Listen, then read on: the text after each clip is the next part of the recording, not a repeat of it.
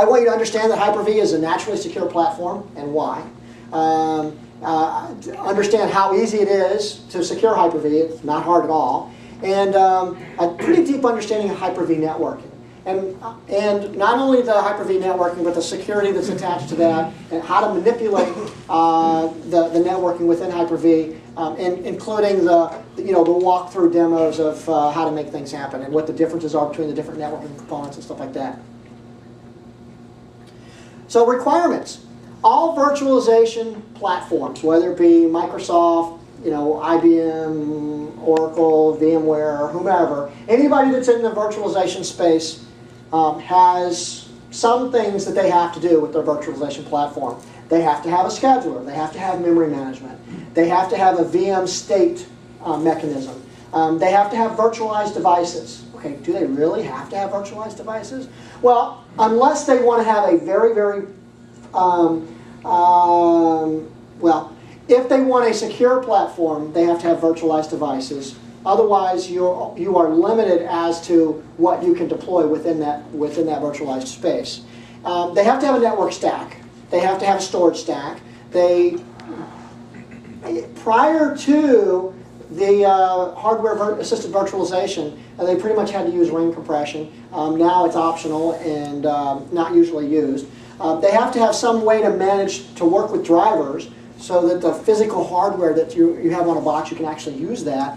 And they have to have a management API.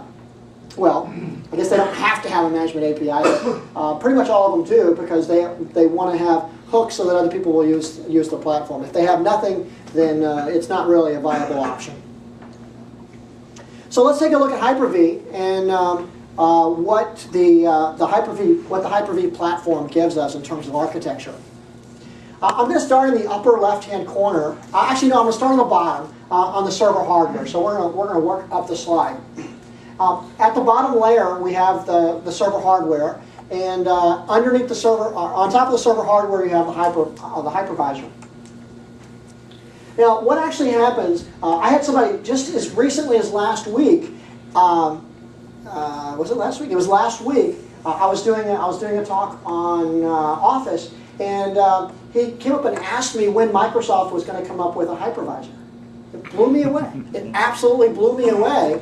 And I said, well, they have one. They actually came out with a hypervisor in Server 2008, which was a couple of years ago. He said, no.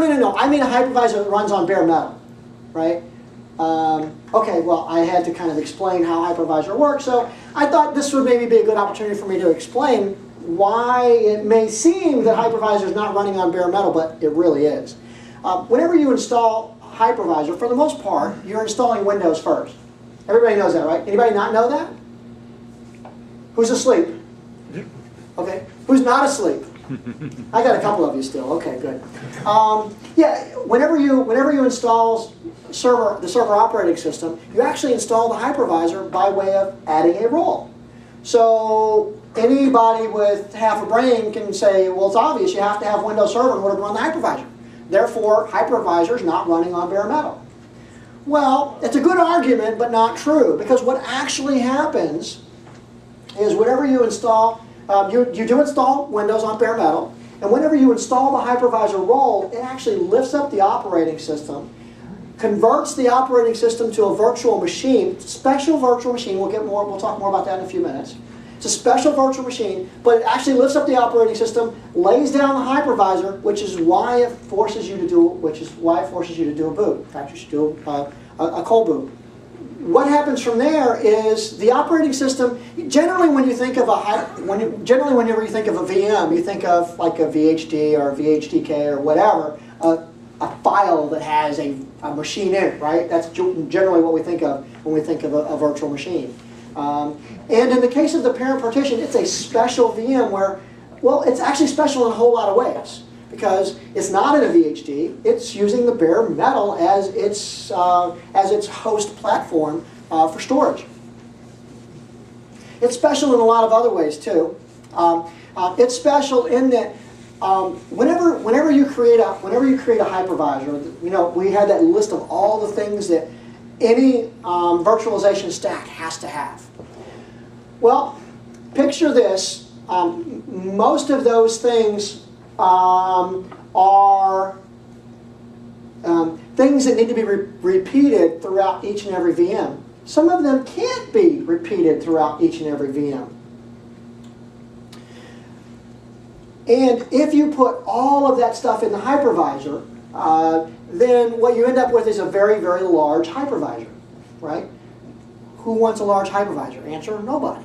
Okay? From a performance standpoint, you're going to be significantly degraded, but most importantly, from a security standpoint, it leaves more avenues for attack. It leaves more avenues that you have, more doors that you have to close.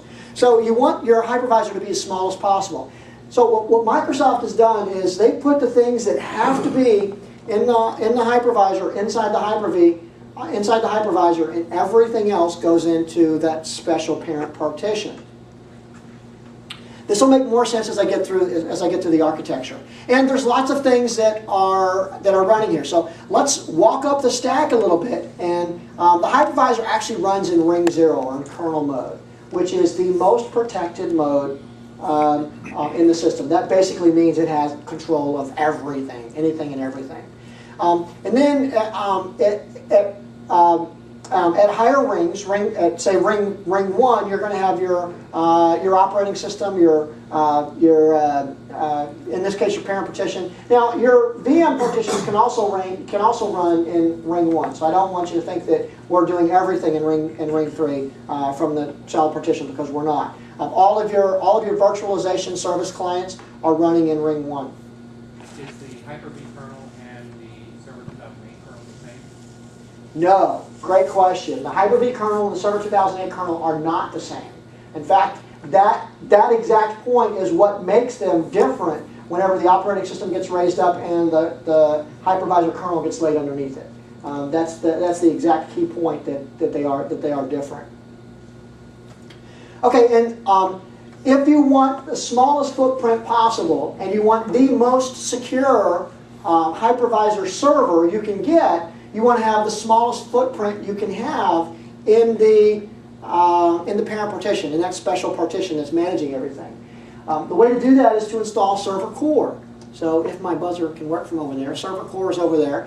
But by installing Server Core doesn't give you a lot of the extra stuff that you don't need. You know what I mean? You don't want to run extra services, and we'll talk more about that later, on your hypervisor on your hypervisor host. So you're running as few processes as you can on that server, because it's doing the virtualization service provider stuff, the VSP. It's managing your device drivers. It's managing the VM bus. It's doing the communication with the hypervisor on behalf of the guest machines. And we'll talk a little bit more about why that happens in terms of trusting relationships in just a moment. But before we get there, let's take a look at the virtualization stack. You have the WMI provider, the VM server, and then the VM worker processes. Those are the components that the parent partition is managing for the guest partitions in the communication with the hypervisor. And then on your child partitions, you basically have in ring 3 in user mode, that's where your applications are going to run. Enlightenments, shown on this screen, enlightenments are components that allow you to use, I'll say, legacy drivers. So say you've got a Linux box or a Unix box that doesn't understand Microsoft's virtualization, and that you don't have the add-in bits that you can install on those machines in order to use the newer technologies like the VM bus. Then they use enlightenment, and in doing that, that is all managed by the parent partition as well. So there's a cost associated with that. We'll talk more about that later.